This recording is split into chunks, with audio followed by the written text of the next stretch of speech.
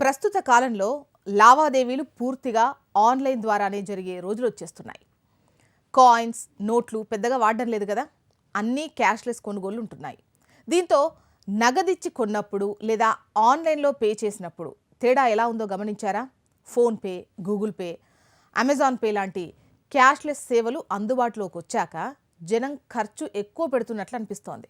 నాణ్యం నోట్లు చెల్లించి తీసుకున్నప్పుడు డబ్బులు చేతి ద్వారా వెళ్తున్నాయి కాబట్టి కొంచెం ముందు వెనక ఆలోచించి నిర్ణయం తీసుకునేవారని అనిపిస్తోంది.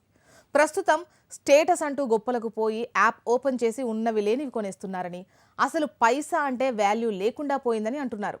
ఇలాంటి పనులు అప్పుల్లో కూరుకుపోయేలా చేస్తున్నాయని హెచ్చరిస్తున్నారు నిపుణులు. అంతేకాదు, టిప్స్, ఫండ్స్ అంటూ ఆన్లైన్ ఆర్డర్స్కు డబ్బులు తగలబెడుతున్నారని వివరించారు. దీనికి బదులు నగదు చెల్లింపులు బెటర్ అని, రూపాయి ఉన్న చోట మరో రూపాయి